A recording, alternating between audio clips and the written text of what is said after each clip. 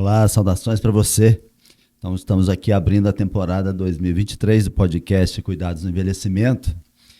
E, para quem não me conhece, meu nome é Heron Bonfim, eu sou cardiologista, trabalho com a área de cardiologia do esporte, cardiologia preventiva. E aqui, no Cuidados no Envelhecimento, a gente fala sobre a viagem que é envelhecer. Né? O nosso processo de envelhecimento é uma viagem que todos vamos fazer, a menos que a gente morra jovem. Não é isso que a gente quer. E, como qualquer viagem, a gente precisa fazer uma bagagem. A gente precisa preparar nossa bagagem. A gente prepara a roupa, a gente procura saber o recurso financeiro necessário para a viagem, a gente procura saber o local onde a gente vai estar. E aqui a gente vai falar sobre isso, né? Como a gente vai chegar lá na terceira idade, né? Como chegar bem na terceira idade para viver bem. E hoje a gente vai falar de um assunto que está muito na moda. A gente vai falar sobre o envelhecimento da mulher, climatério e saúde da mulher. E para isso, né, eu trouxe aqui nossas convidadas, a doutora Érica Alvim, médica pela UVV, fez residência em ginecologia e obstetrícia na UFES e pós-graduada em ginecologia integrativa e especialização em implantes hormonais. A doutora também Daniele de Oliveira Machado, também graduada pela UVV em ginecologia e obstetrícia também pela UFES e pós-graduada em uroginecologia, cirurgia vaginal e esteroscopia pela Faculdade de Ciências Médicas de Minas Gerais. Também especializada em implantes hormonais e também com especialização em ginecologia regenerativa e estética. Boa noite para vocês, sejam bem-vindas ao nosso podcast Cuidados do Envelhecimento. Boa noite. Boa noite. Um prazer estar aqui com vocês. Obrigada pelo convite. Isso aí. E hoje, um assunto interessante, né? E eu vou começar, normalmente eu deixo os assuntos mais espinhosos para o final. Mas eu vou começar por ele hoje. Nesse processo, talvez, que a gente está desenvolvendo aqui o tema do podcast, a gente procura ver o que está vendo aí na internet, o que tem nas redes sociais. E eu tenho visto muito uma certa dramatização do processo de envelhecimento da mulher. Virou um drama. Vários perfis falam, não, porque a mulher não pode envelhecer, a mulher não tem direito de envelhecer. E isso ficou me soando que a mulher, por um acaso, tem que morrer jovem, tem que morrer aos 50, tem que morrer aos 40, porque ela não pode envelhecer. O que está acontecendo? Por que isso está acontecendo? E, para isso, eu vou fazer uma provocação com um trecho do livro de Marco Túlio Cícero, que Marco Túlio Cícero, né, viveu até o ano 43 a.C. E ele tem um livro que chama Saber Envelhecer. Nesse livro, ele fala assim, os que não obtêm dentro de si os recursos necessários para viver na felicidade acharão execráveis todas as idades da vida. Mas todo aquele que sabe tirar de si próprio o essencial não poderia julgar ruins as necessidades da natureza. E a velhice, seguramente, faz parte delas. Todos desejam alcançá-la, mas, ao ficarem velhos, se lamentam. Eis aí a inconsequência da estupidez. Queixam-se de que ela chega mais furtivamente do que esperavam. E exatamente sobre o que eu falei, é uma viagem. E a gente vai ficar velho. O que está acontecendo com as mulheres que elas não conseguem enxergar, talvez, a beleza do envelhecimento? Bom, a gente tem visto, né, que a expectativa de vida está aumentando, né? No século XX, por exemplo, a expectativa das mulheres era até 30 anos. Então, não se preocupava com menopausa, não se preocupava com envelhecimento, né? Hoje, pela Organização Mundial de Saúde, até 2030, a gente vai ter 1 bilhão de mulheres na menopausa no mundo e, no Brasil, 30 milhões. Então, assim, a gente tem que aprender a lidar com essas novas mulheres que estão chegando aí, com essas novas queixas que estão chegando aí, e ajudar, e nós, como ginecologistas principalmente, né, conseguir ajudar, né, nessa transição, nesse processo. O que é normal, o que não é normal, o que é saudável, o que não é saudável, o que a gente pode melhorar, né, para elas aceitarem melhor essas mudanças que estão vindo aí. Eu acho que é muito isso também. Eu acho que com a tecnologia, né, as mulheres têm mais acesso à informação e elas não se aceitam a envelhecer como os avós, talvez envelhecer sem saúde, indispostos, sem conseguir praticar uma atividade física, sem conseguir trabalhar. E hoje a gente requer muito isso, né? As mulheres deixam para engravidar mais tarde, tudo acontece mais tarde na vida da mulher. Então, ela acaba sendo mãe mais tarde, avó mais tarde e vivendo mais, né? Então, as mulheres tentam a quebrar um pouco esse processo de envelhecimento para tentar chegar com qualidade de vida, né? E eu acho que, assim, não é ter vergonha do envelhecer, a gente ter orgulho, né, do que a gente está chegando ali com a bagagem que a gente trouxe da nossa vida inteira. Não é ter vergonha de esconder a idade, mas sim querer melhorar realmente a saúde, praticar, ter um estilo de vida saudável, praticar atividade física, alimentação adequada, né, para a gente conseguir envelhecer bem, envelhecer com disposição.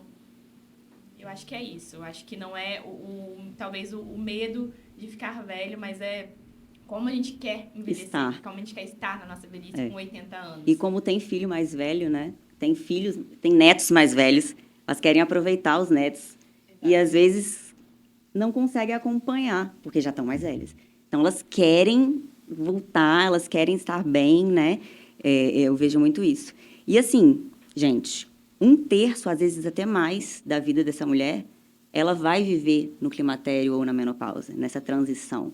É muito tempo. É muito tempo, realmente. Né? Então, assim, porque ela está nessa transição menopausal, porque ela está na menopausa, ela vai ter que ter uma qualidade de vida pior, né? Então, eu acho que são esses aspectos que a gente tem que começar a rever, e eu acho que é isso que elas querem melhorar, né? E dentro do possível, né?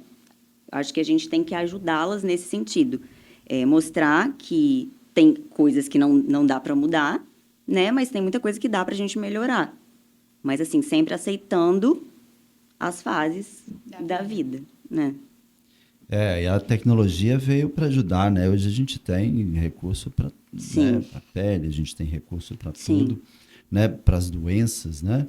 E a gente vê até dentro dessa questão, será que essa parte da mulher, dela tá às vezes se queixando um pouco do envelhecimento, de não poder envelhecer, ou de não envelhecer como ela queria, como ela deveria?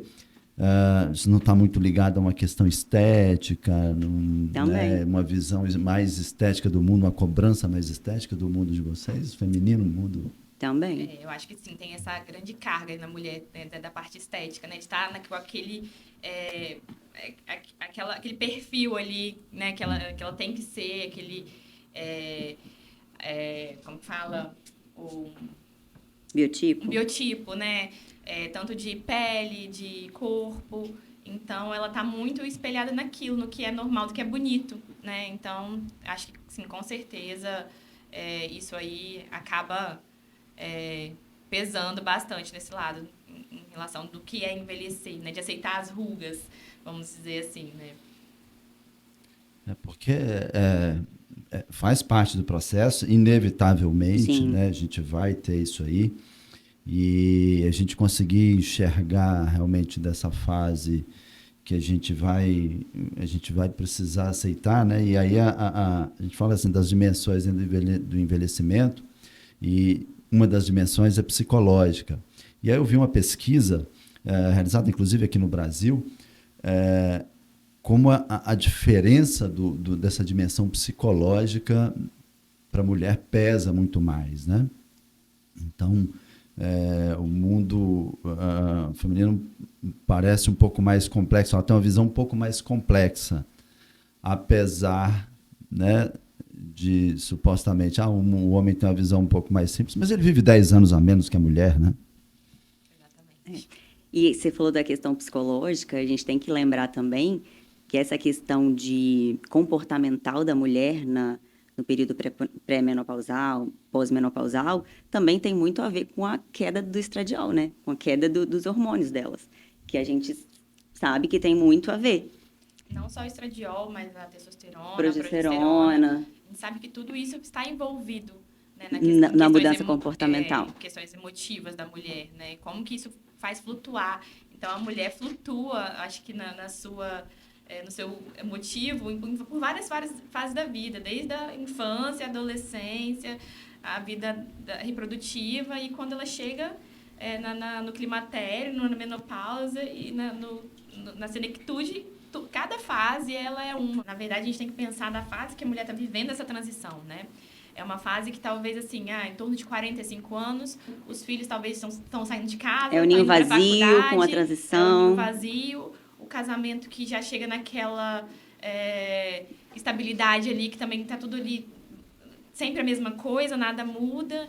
E aí começa problemas no casamento, os filhos que não estão ali, seria a idade de auge, né? Porque às vezes é a idade que a mulher já está em questão do trabalho dela, assim, ela já está estável. Não, ela já está estável, com estabilidade financeira, geralmente, né? Mas, em compensação, tá um monte de coisa sobrecarregando a vida dela naquele período que coincide exatamente com essa transição hormonal. Né? Então, assim, vem aquela questão. É o período que as mulheres mais são diagnosticadas com depressão, ansiedade, né? Se confunde muito isso ali, tá tudo muito envolvido ali naquele período, né? Umas passam sem sintomas, mas outras passam afloradas, assim, com muitos sintomas. Isso depende de paciente para paciente. Então, o climatério é isso, é essa transição, né?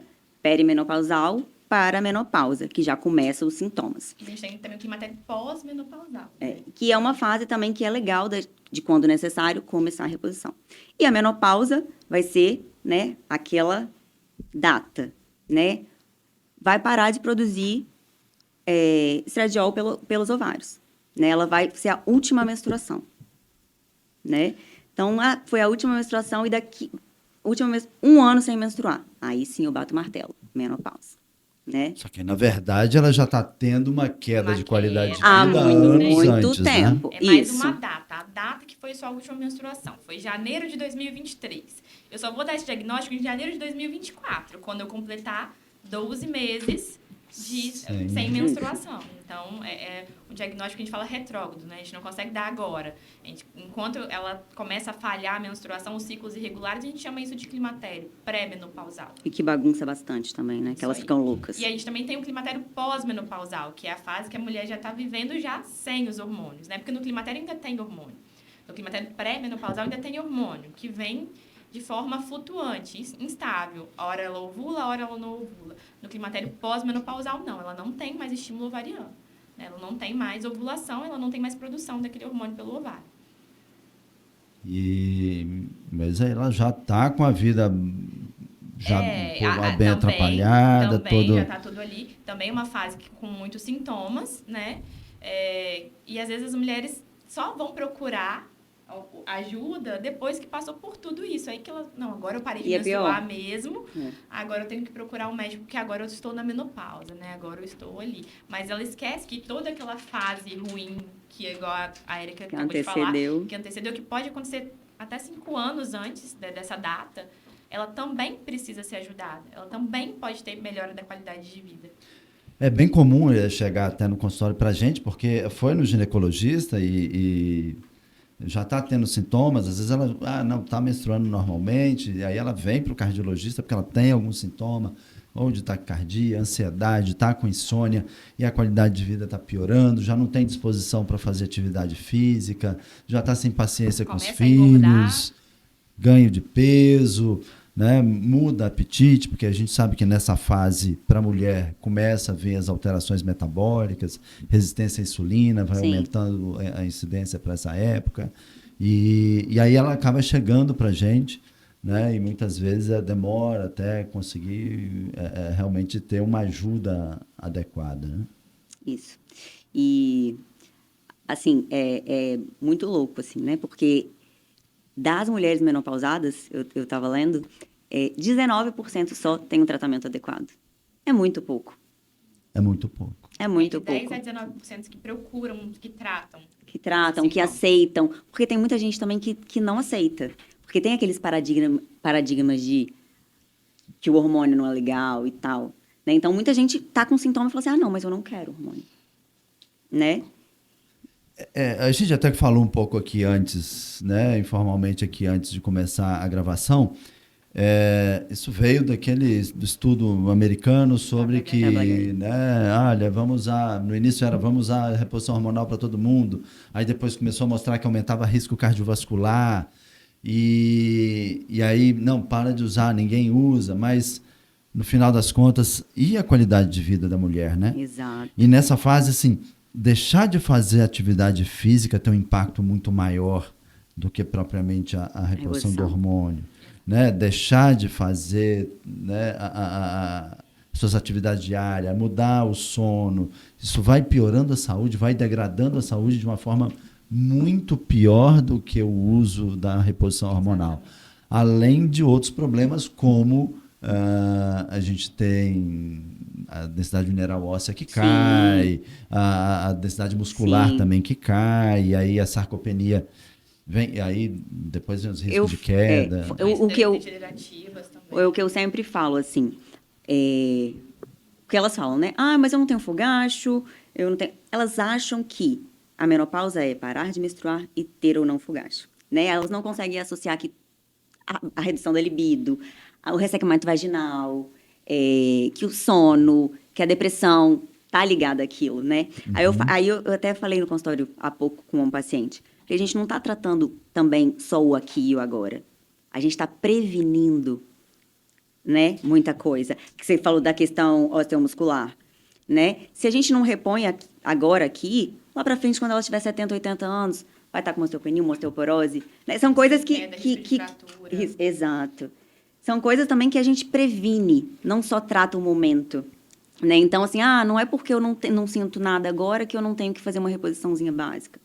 Né? E é sempre bom a gente também lembrar que a gente tem um tempo, né? Exato, tem a janela de oportunidades também que a gente tem que respeitar. E quando a gente consegue começar um tratamento dentro dessa janela, a gente consegue diminuir risco cardiovascular, risco de osteopenia, risco de doenças degenerativas, principalmente o Alzheimer, que está envolvido com isso, né? Uma melhora da qualidade de vida, uma melhora do aporte muscular dessa paciente, até da vida dela em relação ao casamento, à vida sexual, uma melhora dessa questão. Então, a gente tem um tempo para poder começar. Se a gente passa essa janela de oportunidade, aí sim a reposição começa a aumentar os riscos. Né? Então, assim, como a gente vai repor, a via que a gente vai usar para repor, a dose e o tempo, quando que a gente vai começar essa reposição. Tudo isso tem que ser levado em consideração para uma paciente, para a gente determinar se aquilo ali vai ser bom, vai ser oportuno para ela para o futuro ou não, se isso ali vai aumentar o risco cardiovascular, risco de doença de câncer de mama. Então, tudo questão de janela de oportunidade. E individualizar tratamento também, né?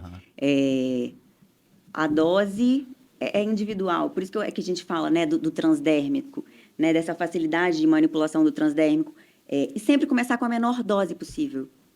Né? Porque, às vezes, com o mínimo da dose, aquela paciente já vai ter melhora. Já tem benefício, entendeu? Né? Então, assim, começa com o mínimo, aquilo que você sabe que não vai dar problema.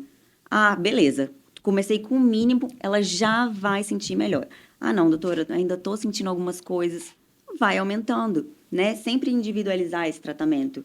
Ver o passado, o histórico familiar, ver o histórico pessoal de doença. Tudo é individualizado. Ninguém vai sair passando hormônio, né? Sem ter uma investigação. Hoje em dia é muito diferente também da época do WHI. Os hormônios, né? Que a gente usa, a via de são bioidênticos. Tudo isso tem que ser levado em consideração. Né? E outro fator também que a gente tem que levar e conversar muito com essa paciente, porque reposição hormonal não é tudo. Exato. Né?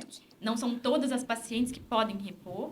E também não adianta a gente repor se a gente não mudar estilo de vida. O estilo de vida. Se a gente não mudar a forma que essa paciente ela quer chegar no envelhecimento dela, né? Então, assim, a gente tem que envelhecer. Quando a gente fala disso, de reposição, a gente dá a qualidade de vida para ela conseguir manter uma atividade física, para ela conseguir manter uma dieta, para dar suporte para ela em relação a isso, e não achar que isso vai mudar. E às vezes as pacientes chegam achando que vai começar reposição hormonal, muitas, né, como agora está muito em alta, implante hormonal, elas chegam assim, doutora, fiquei sabendo que o implante mudou a vida da minha amiga. Eu vim aqui porque ela falou muito bem, porque ela é outra pessoa. E às vezes não é só aquilo que a gente tem que levar em consideração. Não é só todos esses sintomas bons que a outra paciente teve, que ela também vai ter, né? Não é só isso, a gente tem que individualizar muito. E assim, se você não faz por onde, se você não procura se cuidar, não vai ter hormônio nenhum que te ajude, que melhore a sua libido, que melhore a sua disposição, que melhore a sua massa muscular. Se você não pratica uma atividade física, se você não tem um bom relacionamento familiar, né? Procure a sua saúde mental também, né? Então, é um conjunto de coisas que a gente precisa de mudança. A gente vê com muita frequência isso, né? A mulher já chega já muito propensa, já querendo uma opinião sobre, ou já querendo iniciar o uso, ou o implante, ou a reposição hormonal, mas quando a gente faz a avaliação do estilo de vida, tá uma bagunça, Sim. né? E não dorme direito, né? A estrutura familiar não tá adequada, então está um nível de estresse altíssimo, às vezes não está bem no trabalho, né? Aquela situação de casa reflete no trabalho, ou a situação do trabalho acaba refletindo em casa. O sono está ruim por causa dessas é um ciclo vicioso, né? Gira ali e vai só piorando. E isso em pacientes jovens já querendo fazer um implante e com a vida toda bagunçada, né? À noite sem dormir, tá saindo, né? Vive na balada. Quer dizer, nada vai recuperar sua testosterona, nada vai recuperar seu estilo, né? Sua capacidade de fazer uma atividade física, até uma atividade física intensa. Então, se não melhorar o estilo de vida, realmente Sim, não em vai diversas conseguir situações, nada, né? inclusive, a gente fala, se você não mudar estilo de vida, se você não emagrecer, infelizmente não dá pra gente fazer. Porque aí sim vai ter risco, né? Aí sim vai ter risco. Às vezes o risco do estilo de vida dela, porque qualquer coisa que acontecer, também tem isso, né? Exatamente. A culpa não é do estilo de vida. A culpa é do hormônio. Exatamente. Então, assim, tem que ter essa balança. Você tem que fazer por merecer. Exatamente. Vai começar, mas você o hormônio tem que não vai fazer milagre. Você merece isso. O implante não vai fazer milagre sozinho. Tem que ter essa parceria. E em geral, as pessoas gostam do atalho, né?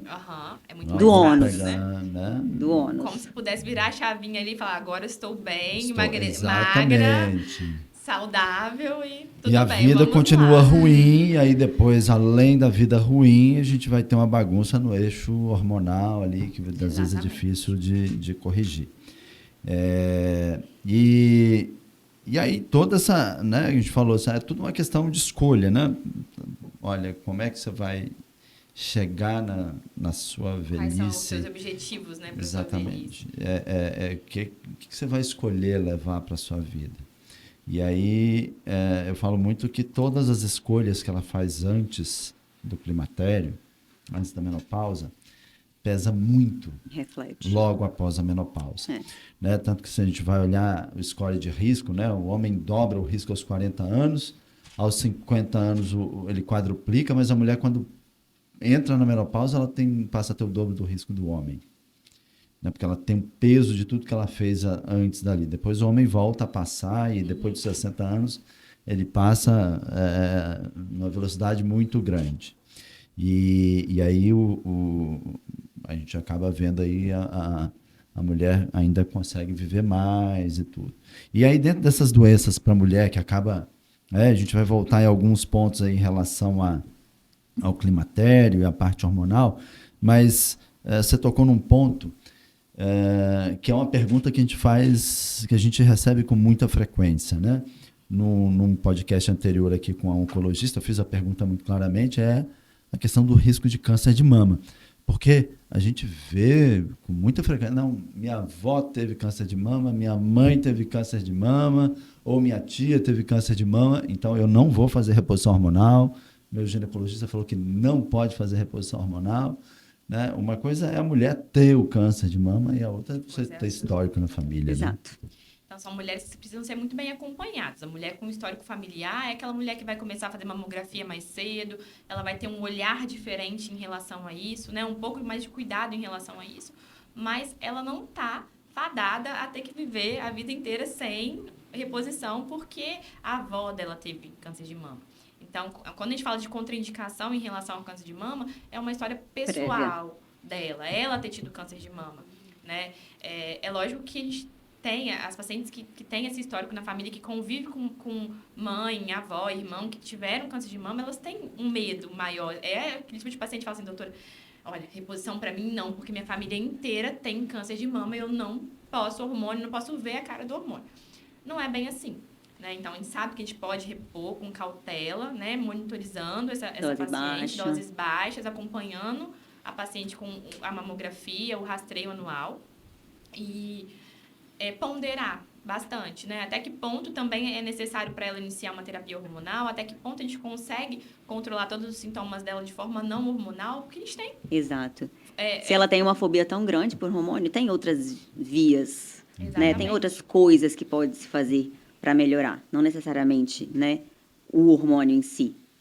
Hoje já se fala muito também sobre a reposição de testosterona em pacientes com história de câncer de mama, com benefício, pessoal, né? com benefício na reposição dela para melhorar um pouco de qualidade de vida. Ainda está em estudo, ainda tem vários estudos falando sobre isso. Tem que ser ponderado muito cada caso, é muito individualizado, não quer dizer que todas as pacientes vão ter esse benefício. Então, tem que olhar aí qual é o tipo de câncer, se ela tem fator de risco. Se é hormônio né? dependente, se é hormônio dependente se não ou é. não, se dá para fazer alguma coisa para ela, se é uma reposição tópica, como que a gente vai fazer essa reposição, se é local, se não é, se é sistêmica. Então, tudo isso vai ser levado em consideração para cada paciente, né? Agora, de fato, uma reposição já com estradiol, uma reposição com maior risco para uma paciente com história pessoal de câncer de mama. Pessoal é complicado. Até porque são tumores que são dependentes do... Mas tem, eu acho que vai sair, eu acho que a tendência é sair cada vez mais estudos para falar sobre isso, né? É um assunto que ainda dá muito medo para os médicos, Sim. né? Existem exames específicos também, né? Para a gente consegue ver, dosar, para poder avaliar se a paciente tem receptor para isso. Se vai desenvolver, se não vai, qual a chance. Até a via muito de restrito. Hormonal, muito restrito ainda. Tipo, São Paulo e tal. Acho que aqui, não sei se tem alguém que faz. São exames caros, né? Que a gente consegue mandar para São Paulo. A gente consegue fazer mas existe. Mas para essas pessoas que têm essa fobia, existem meios de ver se dá com segurança. Basicamente, ou não. analisar a metabolização hormonal delas vias, se ela tem alguma via que tende mais a hormônios cancerígenos. Então, com isso, a gente consegue ter uma segurança maior na hora de reposição hormonal, porque a gente sabe que, não, ela tem ali as enzimas que convertem para a via correta, não produz tanto metabólito cancerígeno. Então, essa paciente dá para a gente fazer essa reposição. Então, hoje em dia, a gente tem isso, eu acho que vai surgir mais e mais estudos para falar sobre isso. Vai se popularizar isso mais, né? Vai baratear, acredito que não vai demorar, não. Uma coisa que eu acho interessante na conversa, quando eu vejo ali câncer de mama, porque existe campanha lá para câncer de mama, para câncer de colo de útero, mas as doenças cardiovasculares matam mais mulheres do que todas as formas de câncer juntas. E todo mundo preocupado com o câncer de mama, não sei o quê, reposição hormonal. Mas, gente, o risco cardiovascular da mulher sedentária, com disfunção metabólica, né, resistência à insulina, é muito pior. E é o que vai matar. Não vai ser o câncer de mama, vai ser doença cardiovascular. Sim. A gente tem que lembrar, gente, que o estrogênio, ele é um hormônio cardioprotetor, né? Exato. Então, por que homens têm mais doenças cardiovasculares do que mulher, né? Porque mulher tem mais estrogênio. E por que as doenças cardiovasculares surgem depois da menopausa? Depois do climatério, quando a queda do estradiol aí para a mulher, né? Então, assim, a gente tem aquilo que a gente falou, né? Dentro da janela hábil de reposição inicial, a gente vai ter benefício cardiovascular. E eu falo muito, você falou, tocou no ponto que eu converso muito com minhas pacientes quando elas chegam falando, doutora, mas não dá câncer de mama? O risco. Todo mundo fala que hormônio dá câncer de mama, mas e aí, eu vou ter? Qual é o meu risco de ter câncer de mama? E elas não sabem, e elas nunca citam sobre doença cardiovascular. E aí, quando você começa a falar para ela de todos os benefícios, ela fala, ah, entendi. Eu achava que era só o câncer de mama. E uma coisa que eu penso também, assim, você vai viver com essa, e se eu tiver? E todos os outros sintomas que você vai ter que conviver um terço da sua vida? Você jogar, você culpa, pegasse um terço da sua vida, que vai ter uma qualidade bem pior. Além desse um terço de vida com qualidade ruim, você tem ligados a isso osteoporose, resistência à insulina, diabetes mellitus, doença cardiovascular, depressão, né? Sarcopenia, depressão. Então, demência, né? Que é um problema. A demência para a mulher é um negócio, a privação de estrogênio, isso aí a gente tem cada vez mais estudos mostrando isso, que a privação de estrogênio na mulher aumenta o risco para demência. E não à toa, assim, de cada 10 pessoas com demência nos Estados Unidos, 8 são mulheres. É muita coisa. E você vai deixar de fazer a reposição hormonal por causa do risco só do medo do câncer de mama? E qual é o impacto disso realmente na vida total, global? Sim. E outra coisa também, né? Uma mulher que faz reposição hormonal é um casamento com a ginecologista, né? Sim. Ela vai estar no nosso consultório. Não é anual, vai ser pelo menos semestral. Ela vai ser muito vigiada, né? A gente tem que lembrar disso também. Então, assim, a gente vai trabalhar ali na prevenção. E se aparecer alguma coisa, vai ser visto muito rápido também, né? Então, a gente tem que lembrar disso. E outra coisa que a gente está falando de todas essas doenças, mas a gente tem que lembrar também que tem as síndromes urogenitais. Né? Bem que lembrado, é do né? trato reprodutor feminino. Então, assim, são aquelas mulheres que começam a ter incontinência urinária, perda de urina no esforço. Faltou a gente falar durante disso. a relação. Aquela mulher que não consegue ter relação por dor, por atrofia, porque fica tão fina a pele que ela acaba sangrando. Ela tem trauma de ter relação. Ela não consegue ter penetração. Porque dói muito. Até mesmo infecção, né? E aí, infecção urinária, que começa a ter, porque De a gente passa, Sim. a gente perde, né, a barreira protetora ali da uretra, porque o tecido está tão friável, está tão fino, que a gente não consegue mais ter aquele mecanismo de proteção no trato inferior, na uretra, e a paciente começa a ter esse estilo de repetição, e é bem comum, é típico dessa idade, você encontra muito no consultório ginecológico pacientes com infecção urinária de repetição, tratando sem saber, e às vezes você começa uma reposição. Não, uma pomadinha local, assim, uma pomada tópica local, que nem vai ser sistêmica, já tem uma melhora muito grande. Então, assim, é uma coisa boba, né? Que a gente consegue melhorar. O que estamos falando, a gente nesse processo a gente vai preparar, e eu comecei a assistir muito vídeo, o que é a menopausa e saúde da mulher.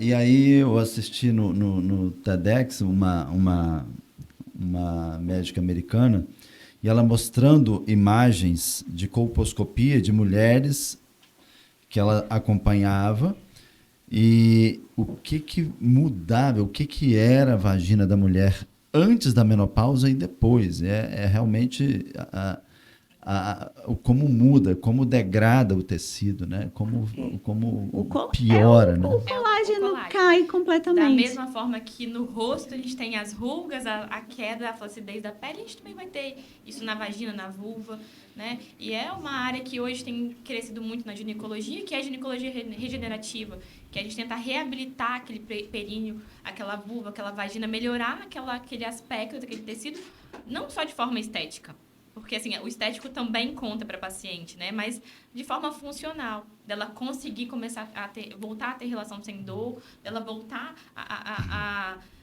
parar de perder urina, dela parar de ter infecção urinária. Então, assim, a funcionalidade, né? A gente acha que a vagina é um órgão que só serve para procriar ou ter relação sexual, e não, na verdade, tem outras coisas envolvidas e a qualidade de vida da paciente, né? Tem casos que são tão graves que vão para prolapso, né? Então, assim, são coisas completamente evitáveis, né? E tratáveis. E é isso que a gente falou, né? A gente, felizmente, hoje a gente tem tecnologia que nos ajuda a melhorar tudo. Eu falo que, assim, o envelhecimento, ele não tem jeito. A gente pode ter um envelhecimento bem-sucedido, claro, e o envelhecimento bem-sucedido é aquele envelhecimento controlado. Sim. Porque algumas doenças vão aparecer, que são decorrentes do processo natural do envelhecimento. A gente sabe, por exemplo, no sistema cardiovascular, o coração vai ter disfunção diastólica, né? As artérias vão endurecer, né? Então, isso vai acontecer. A mesma coisa acontece com a pele, com o cabelo, né? A gente acabou de falar, vagina, o sistema... E fazer o envelhecimento bem sucedido, a gente pode lançar mão de todos esses recursos tecnológicos, seja de reposição hormonal, seja de hábitos de tecnologia, para poder rejuvenescer a... Você falando aí desse aspecto, né, da vagina antes e depois do climatério, da menopausa, né? A gente consegue ver isso, é notável a diferença daquelas pacientes que entram com 70, 75 anos, que fizeram reposição hormonal, daquelas que não fizeram reposição hormonal. Você consegue ver a diferença de lubrificação. E são pacientes que elas mantêm a vida sexual ativa por muito mais anos, muito mais tempo, né? Então, assim, tem várias pacientes que você chega no consultório, 80 anos, vida sexual ativa. Eu ia entrar nesse assunto, né, que é o sexo e envelhecimento na mulher, né? Em geral, o homem se mantém por mais tempo. E aí a mulher, como entrou na menopausa, você teve desabamento do sistema urogenital ali, porque não fez o cuidado, a falta do hormônio que tirou a libido, tirou a lubrificação, né? Então, normalmente, parava muito antes. Era muito mais. Né? Em torno de 50, 55 anos, as pacientes já estavam parando a vida sexual. E isso acabava por atrapalhar as relações, os casamentos, né? Porque a mulher interrompeu ali, era o homem ainda tem... casamento no papel, né? Os dois conviviam. Mora na mesma casa. Nossa, tem muito muitos, isso, né? Muitos. Mora na mesma casa, mas não tem vida de marido e mulher, né? Porque o homem continua com vontade e elas não. E elas chegam e elas falam, pelo amor de Deus, meu casamento vai acabar. Eu não tenho vontade nenhuma. Meu marido falou que eu sou seca. Me ajuda. É a fala delas. Meu marido falou que eu sou assim, seca. todo dia. Todo dia. E quando você pega, assim, a paciente que às vezes mais idosa, que o marido é muito machista, ela chega assim, pelo amor de Deus, eu preciso de uma ajuda, porque meu marido falou que eu não sirvo mais para ele. Porque... É triste. É triste. É triste. Você convive com isso, né? É então, triste. E assim, se a gente... Eu sou da linha que se a gente tem como melhorar, né? Se tem como ajudar nesse sentido, por que não fazer? Né? Por que não apelar para um laser? Por que não apelar para a terapia tópica local? Quem não quer sistêmica, tem outros meios. Tem outros meios. Então, assim...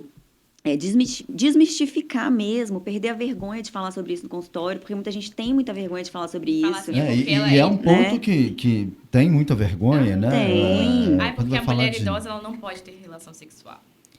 Né? Assim, aquela questão, né? Uma hora você vai parar. E é isso, a mulher é muito estigmatizada em relação a isso, né? Você vai chegar no final da sua vida, porque você não vai ter mais relação, não consegue ter mais e acabou, eu aceito, porque cheguei na fase que eu não posso ter mais. Esse aceitar que o que tá ruim e pode melhorar, que eu não consigo, entendeu? Exatamente. Elas aceitam porque acham que aquilo ali é natural. É natural. Vai ser assim. Dói, não tenho mais lubrificação e por isso eu tenho que parar. É o mesmo processo. Olha, estou com uma doença, vou aceitar e não vou tomar remédio. Exatamente. Então, mas muitas vezes, pela vergonha de conversar, eu sempre pergunto. Eu falo, você tem vida sexual ativa? Eu sempre pergunto. É uma pergunta Aí elas falam, não. Aí eu falo, por quê? Eu sou viúva, ok. Porque eu não tenho vontade, meu marido parou de procurar também e tá tudo bem. Eu falo, não, mas você sente falta? Né? Era bom quando você tinha? Por que não ter? Né? E eu acho isso muito importante. Em mulheres na peri, então, tirando as idosas, né? Da peri, eu falo, não, E é aquelas Às mulheres vezes a que mulher fogem jovem dos ainda, maridos, né? né? Exatamente. Foge do É marido. aquela mulher, tá naquela fase que nem é o marido que não procura, é ela que foge do marido, Foge. porque ela sente tanta dor, é tão ruim pra ela, tão desconfortável, que vira traumático mesmo. Uhum. E algumas pacientes acabam desenvolvendo até o que a gente chama de E acaba com vaginismo, que são trauma mesmo. doenças mesmo da parte muscular da região do canal vaginal, que a mulher faz uma contratura tão intensa que ela não consegue mais ter relação sexual. Por quê? Porque foi um trauma, uma relação desconfortável que ela teve, que levou a ela ter essa alteração. Então, assim, a gente trata também tem como tratar o vaginismo, a vulvodínia, né, que é a dor na região da vulva. E as mulheres acabam achando isso, não, é normal, eu tô assim Isso é, assim será. é minha sentença. O que não pode ser, o envelhecimento não pode ser uma sentença de que você vai ter uma qualidade de vida ruim. E aí é interessante que eu estava lendo um dos artigos sobre essas chamadas blue zones, que são regiões onde as pessoas vivem muito, e como a vida sexual ativa é muito comum em septuagenária e octogenária ainda, muito mais do que no resto do mundo, né? Porque tem um estilo de vida extremamente saudável, né? Fez lá a reposição do hormônio, vai viver normalmente. Né? E tem lá uma estrutura familiar, porque aquilo que a gente falou, né? Já começou ali por volta dos 45, 50 anos, e ali ela já perdeu o libido, já perdeu o desejo, e já começa a desestruturar o casamento por ali, né? Sim. Por ali. É aquela fase crítica da vida da mulher, que tudo está acontecendo ao mesmo tempo ali. Por isso que é o momento, né, meninas? Começar a sentir esses probleminhas, E 45, elas 46. doutora, quando eu tenho que procurar? Quando eu tenho que começar? Né? É uma pergunta delas mesmo. Esses dias eu atendi uma paciente que ela estava começando a ter alguns sintomas. Eu demorei a procurar? Tô na hora, ainda dá tempo. Eu falei, não, ainda tá, você procurou certo, tá certíssima, é agora mesmo. Estamos no tempo. Sempre dá tempo, Sempre, né? sempre Você nunca é tarde para começar, né? Dá Depende. para melhorar. Mas assim, Né? até mesmo... Mas sempre dá para melhorar, Sempre dá pra melhorar. em qualquer fase. Até mesmo aquelas pacientes que já passaram aí, que já estão mais de 10 anos menopausadas, que a gente não tem mais uma indicação de começar uma terapia hormonal, Tentar outros mas meios, talvez né? outros meios, até mesmo uma terapia tópica que a gente fala, às vezes é válida ainda, né? Para melhorar a parte sexual dela, tentar dar um pouco de conforto, talvez suplementar alguma vitamina também que é importante naquela fase para ela melhorar, né? Então a gente tem recurso, né? Não pode achar que tudo é normal e que vai ser assim para sempre. E a gente ainda tem muitos profissionais que acham que a gente deve simplesmente aceitar e simplesmente, não, olha, não vamos fazer reposição hormonal. Né? Eu escutei na semana passada, do profissional falou para paciente no interior do estado, e que ela disse, não, a minha avó não fez, minha mãe não fez. Eu acho que é o desconhecimento. desconhecimento, eu acho que é muito o desconhecimento, né? De procurar estudar do que está de novo, como esse assunto melhorou, mudou, É mais tem fácil. mais estudo. É mais fácil falar que dá câncer, que dá trombose, do que você realmente estudar e ver o que pode, ver o que não pode.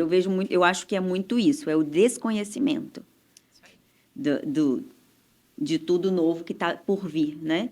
Porque realmente tem algumas fórmulas antigas, ou aqueles comprimidos que vinha o combo, né? Que são coisas que a gente... Não que não dê pra gente trabalhar com Não, claro que tudo depende do perfil da medicamento paciente. oral, a gente Não, consegue, mas depende muito do perfil. Isso a gente tem que individualizar. Exato. Não dá pra poder achar o que vai ser bom pra mim, vai ser bom pra Érica, que vai ser bom pra mãe dela, que foi bom pra avó. Não é assim, hoje não é mais assim.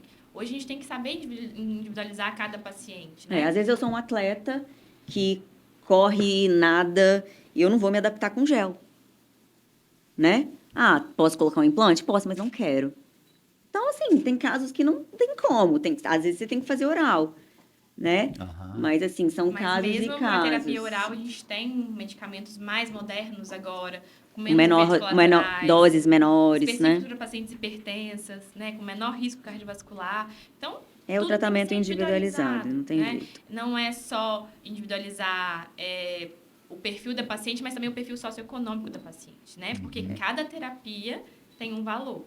E o né? custo, E o né, custo, não é tão às vezes não é tão barato. acessível. E, é porque aquela paciente não pode pagar, que ela não vai repor. É, no Não, SUS, vamos tentar algo exato. que ela consiga. No SUS, por né? exemplo, a gente só tem oral, Exatamente. né? Então, assim, porque, sim, a gente tem esse medo do oral, né? Mas, assim, ela vai sentir isso tudo porque, né, eu não Porque eu gosto não do vou passar oral. Então, a gente tem que pensar nisso também, né? O perfil da paciente. Tem que usar o recurso que a gente está disponível, né? E Exatamente. se for possível melhorar a qualidade de vida, que isso é uma coisa que eu vejo muito. A gente fala muito hoje, tudo que você vai falar assim é estudo, não, e a mortalidade, né? Estudo em doença cardiovascular, por exemplo, só avalia desfecho, né? É morte, infarto, AVC e hospitalização. Mas e qualidade de vida? E aí que eu falo, né? No caso da conversa que a gente estava tendo com 2 cardiologistas e aí, quantas pessoas você já conseguiu tirar o hormônio? Quantas mulheres você já conseguiu tirar o hormônio? Nenhuma.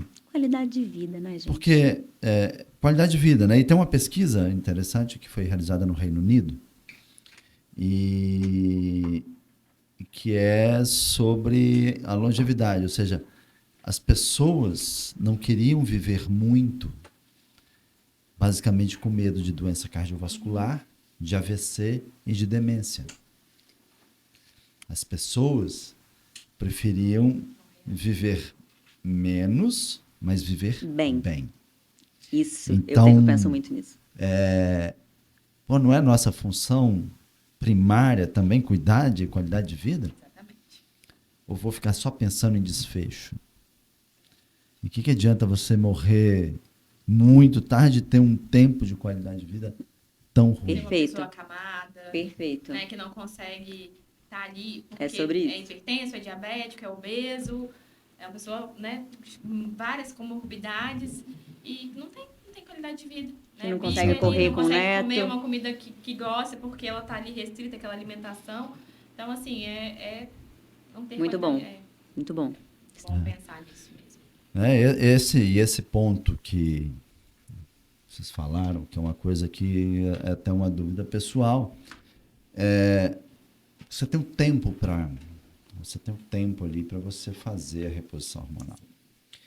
Mas a gente sabe que o hormônio para a mulher, por exemplo, dali está com níveis muito baixos, testosterona, estrogênio, mas já tem ali uma resistência à insulina, às vezes já está com a glicose alterada, né? Absolutamente sem disposição para fazer nada. Uma pessoa que passa a maior parte do tempo na frente da televisão, comendo mal, né? Todo aquele processo que já tem relacionado à resistência à insulina, uma avidez por doce, alimento calórico. Não vale a pena a reposição hormonal? Então, aí vem uma grande polêmica. Um tabuzão. Né? Pela Sociedade Brasileira de Climatério e pela Sociedade Brasileira de Ginecologia e Obstetrícia, a reposição hormonal, quando que ela será indicada? Para pacientes que tenham sintomas vasomotores. Que são esses sintomas? Pacientes com ondas de calor. Aquelas pacientes que têm os fogachos, famosos fogachos. Né? Então, assim, pacientes que tenham esses fogachos, pacientes que tiveram o ovário retirado cirurgicamente por algum motivo e pacientes que já têm algum dano ósseo, paciente com história já de fraturas, né, osteopenia. A gente tem que esperar a vaca atolar? Exatamente, né? Ela não é nem ir pro brejo, não, ela já tem que esperar, ela já está atolada? Ele não considera todos os outros benefícios que a reposição hormonal ela teria para essas pacientes, né? Em relação à saúde cardiovascular, porque tem pacientes que você pega com 60 anos que elas nunca tiveram fogacho na vida. Exato. Né? Mas ela tá lá, 60 anos, hipertensa, diabética. Densidade mineral óssea baixa, sarcopenia. E aí eles falam, né, que tem que ser usada até 60 ou 10 anos após a menopausa. Isso é polêmico, né? Todos os cursos que a gente faz, todo mundo fala, janela de oportunidade, janela de oportunidade. É muito importante a gente respeitar essa janela de oportunidade. Mas, assim, é o que a gente falou, tudo individualizado. Exatamente. talvez uma dosezinha menor, um acompanhamento mais a fundo. Mas o que a gente falou aqui, a janela de oportunidade vai ser o fogacho? Exatamente. Ou vai ser a paciente? Distúrbio metabólico, Todos densidade os mineral outros, óssea caindo. Então, assim, hoje... A gente as tem uma pacientes visão diferente isso, a gente também, tem uma né? visão diferente. As pacientes te procuram em oportunidades diferentes. Elas não querem deixar.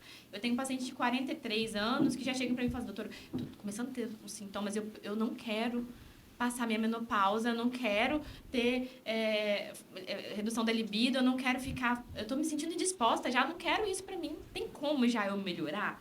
Eu não quero passar por tudo aquilo que eu vi minha mãe passando. Consigo começar agora? Né? A paciente te procurando, ela quer qualidade de vida, ela não quer, né, ter essa sentença para a vida dela de ter que viver sem qualidade de vida.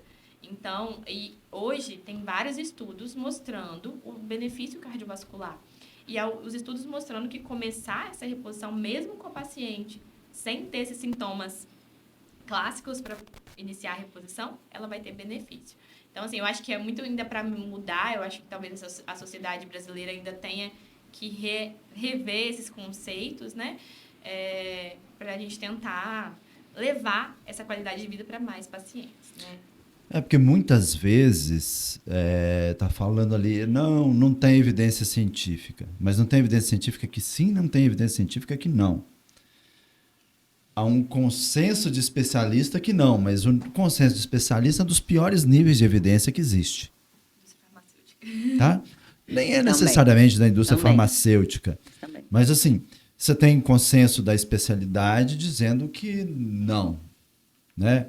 Com ou sem interferência da indústria farmacêutica, o consenso do especialista está dizendo ali que não. Mas qual o nível de evidência? É muito baixo. Né? Então, a evidência não é conclusiva nem a favor e nem contra. A ausência de evidência não é evidência de ausência de efeito. Então, e aí é que a minha pergunta foi justamente nesse sentido. A gente vai perder a oportunidade de reduzir o risco dessa pessoa ter complicações mais graves, como fratura de coluna, fratura de colo de fêmur, distúrbio metabólico como diabetes mellitus, doença cardiovascular, né? E aí a gente volta a lembrar, doença cardiovascular é o que mais mata a mulher no mundo. Exatamente. E qual faixa etária? Pós-menopausa. Pós-menopausa. Então,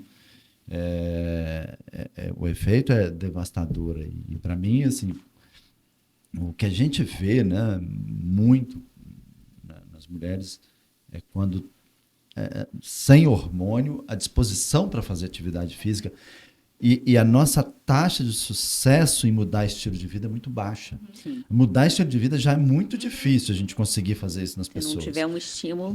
Eu trabalho com isso, né? Tentando mudar o estilo de vida das pessoas, falando sobre exercício, falando sobre alimentação, falando sobre sono. Então, e é difícil de mudar porque... Né, é uma vida, né? Exatamente. Que para ser mudada... São hábitos de uma vida inteira. Né? Então, eu sempre falo com o paciente que é um tripé, assim, né? A paciente do climatério é atividade física, dieta e sono. Então, assim... A reposição vem além disso, mas esse tripézinho aí tem que estar ali... Tem que estar sempre. Sempre, entendeu? Assim, não adianta a gente fazer nada se não tiver... ela levar isso para a vida dela, né? Se ela tomar como a nova missão dela agora, melhorar o sono, nunca fiz atividade física na minha vida, nunca malhei. Sempre é tempo, né? Para começar. Ela não precisa fazer uma atividade de alta intensidade. Começa com uma hidroginástica, começa com pilates. E ela vai evoluindo, uma caminhada que for, mas faça alguma coisa, né? Se movimente. Isso na atividade física eu falo, nunca é tarde para começar. Tá? Não importa se você já tem doenças instaladas, já tem ponte safena, já tem angioplastia, não é tarde para começar. E a única coisa que realmente muda a história natural da doença é a atividade física. Né? Ela vai reduzir mortalidade. A maior parte dessas intervenções acabam só melhorando a qualidade de vida e não tem e assim, tem pouco impacto sobre mortalidade. Sim. A gente vê lá a angioplastia, ela tem um impacto sobre mortalidade no evento agudo, no infarto agudo do miocárdio. Mas na insuficiência coronária crônica, o exercício é muito melhor. O exercício reduz mortalidade. A angioplastia vai melhorar a sua qualidade de vida, porque vai tirar a angina.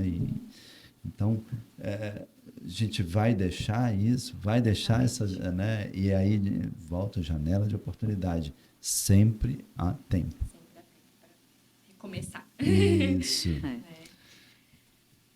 É uma pauta complexa essa. Então, e vocês têm alguma mensagem que vocês queiram deixar assim para você, Érica? Qual mensagem que você quer deixar, que você acha que toda mulher devia saber sobre o envelhecimento? Eu acho que vocês devem se conhecer, né? Vocês devem saber não aceitar o envelhecimento, não é mesmo, doutora Heron? Aceitar o envelhecimento, mas saber que pode melhorar. Vocês podem ter uma melhora de qualidade de vida na menopausa. Vocês podem continuar vivendo bem pós-menopausa. Então, com melhora de estilo de vida, procurando seu ginecologista, seu cardio, seu nutri, para ter um acompanhamento conjunto, para envelhecer bem, envelhecer saudável, envelhecer com qualidade de vida. É isso. É isso que a gente quer que vocês tenham, qualidade de vida, né? Nesse 1/3 aí, ou mais de vida que vocês vão ter pela frente. E você, Daniela? E é muito importante, quando a gente fala, né, que só 10 a 19% das pacientes recebem terapia, e uma mensagem que eu recebi da minha paciente, que foi assim, que chocou pra mim, né? Ela falou assim, doutora, eu sou outra pessoa, antes e após a reposição. Eu achava que pra mim, minha vida não tinha mais sentido.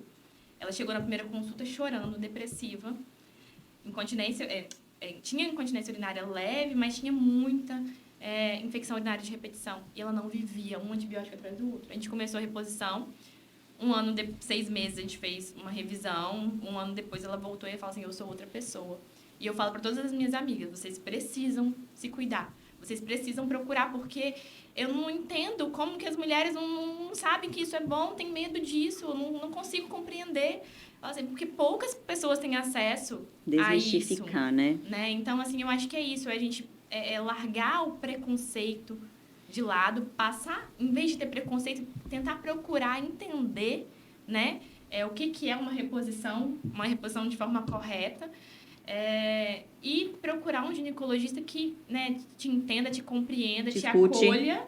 Né? Porque uma consulta de climatério e uma consulta de paciente na menopausa não adianta, né? Não tem como fazer em 10, 20 minutos, porque é muita coisa, é muita queixa. É muita queixa. Né?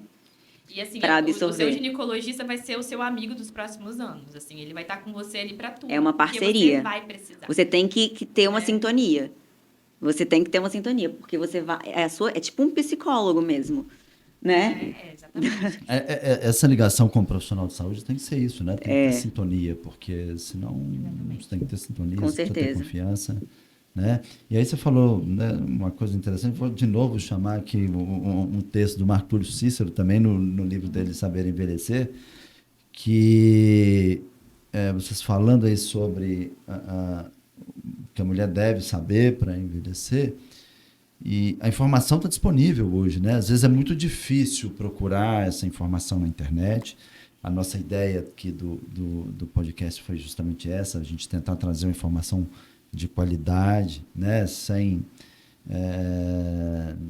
ficar tentando vender alguma solução mágica para o envelhecimento, porque não existe. Mas Marco Túlio Cícero falou já, né, 50 anos antes de Cristo, que as melhores armas para a velhice são o conhecimento e a prática das virtudes. Cultivados em qualquer idade, eles dão frutos soberbos no término de uma existência bem vivida. Bom. Para finalizar, Daniele, quantos anos você quer viver?